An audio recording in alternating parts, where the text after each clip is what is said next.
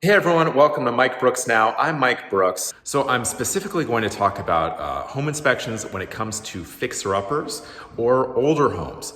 This home was built in the 90s and it was remodeled in the early thousands. You can tell from this timeless black backsplash and these chili peppers here. Beautiful design. That was a conscious decision. Somebody said, I need to spice up this kitchen, and I think you'll agree, mission accomplished. Anyway, inspections on fixer-uppers. This is a fixer-upper. It's a seller's market. We negotiated the price because it had been sitting on the market for a little while. Initially priced at $860, and that's where it sat for just under 2 months. We got the price down to $825, which is 35 grand under asking, which I think was really good. Want to make sure that we set the right expectations going in. Usually when you buy a fixer-upper or an older home, it may be unlikely that that big cost centers like the roof and the plumbing and the air conditioning systems were updated. So you really need to factor that in to your mindset as you're evaluating if a property is going to be right for you. I know you might only have a certain amount of money to allocate towards improving the inside of the home, landscaping, whatever it is. You maybe aren't thinking about, oh, what if we need to replace the roof or the air conditioning systems or whatever. So in this case, the roof is original. The house was built in 96 and we're in 2020 right now. So that's 24 years. It's a tile roof. Tile lasts, but the underlayment does not. So it's probably at end of life. There's also a flat roof over the patio, and that is also original. Life of those is about 20 years. Per the general inspector. So we're past life on that needs to be replaced. Now, we already negotiated the price down pretty significantly. But you know what? Hey, it needs a new roof. It needs a new flat roof. Should our expectation be that they will replace that for us? Okay, so hopes, dreams, expectations. I dream that they will give us $25,000 or $25,000 reduction or credit or whatever, so we can get that new roof and we can spend all of our money on improving the property and things that are visible that help the value. Hope, dream. Don't know if that's necessarily an expectation, or it should be an expectation, because they're selling it as a fixer-upper and they've already reduced the price. From the seller's point of view, they might as well just put it back on the market, put the home back on the market, reduce the price, and see what happens. Sell it as is at that point because we're so significantly below where they initially priced. So here we are. What do we do? Because we know that we're going to need that, but we can't cut out of pocket 25 grand for this new roof.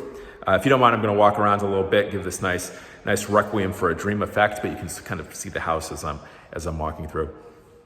My standpoint is, let's see if there is an option to fix the roof for a fraction of the price, extend the life, and ask the sellers for that. So it may or not be, or may not be possible. It really depends on what the roof inspection comes back with. But it's much more reasonable to do that rather than ask for a new roof. We might be able to have it repaired for just hypothetically $4 grand, $5 grand, and then say, hey, it needs a new roof. That's 25 grand. But you know what? We're being reasonable. We don't expect you to buy a new roof for us. We just need to be able to live in a place where we're not going to have leaks. So will you just pay for the repairs? And you know what? If you do that, you come off as much more reasonable, thoughtful, and you're not just trying to take advantage of them. Unfortunately, what some buyers do, not all, but some buyers, they will get a property under contract. Sometimes they'll even bring up the price in a multiple offer situation, but then completely just ask for everything, be completely unreasonable, and offend the sellers, and the sellers will just put it back on the market, especially if it's vacant. It's not a rental property. They don't have any income they're missing out on. The house may be paid off. Why not? So should your expectations be there? No. You should not expect the sellers to pay for a new roof in this example. So something else that I see come up, you might be saying, hey, we're not buying a fixer-upper. We're buying a new, well, not new, but we're buying a renovated property where we have a renovated, remodeled kitchen, updated bathrooms, tile flooring throughout. But hey, they cut corners, didn't replace the roof. It's a 30-year-old roof. Air conditioning system is shot, right? Maybe the plumbing hasn't been updated. There are issues with the sewer lines. You have roots pushing the lines apart. So the investor, the developer didn't do that. Should we then expect that they do it in that instance? Well, one of the reasons why they didn't do that is, again, because even those are costly systems, they don't necessarily add to the value of the home, and some buyers won't even check. Okay, so you're better than that. You're having all this inspected, and you know that it needs to be done. So in this instance, and depending on how competitive the property was, were you in a multiple offer, where did you land on price, you might have more leverage. It's the developer's job to sell the property and move on to the next one. They don't want it to stay on the market.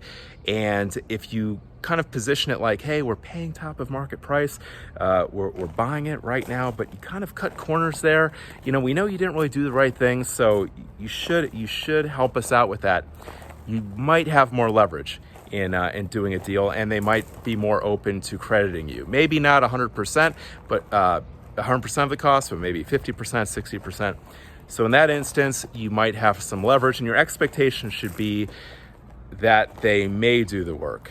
But on fixer-uppers, especially if you got a good price for it, the sellers aren't expecting to credit you anything, and they're selling the house more as is, and that should be a consideration. Anyway, thanks for tuning in. Please subscribe. Please like. It will motivate me to make more of these and share them with you. And have a great day.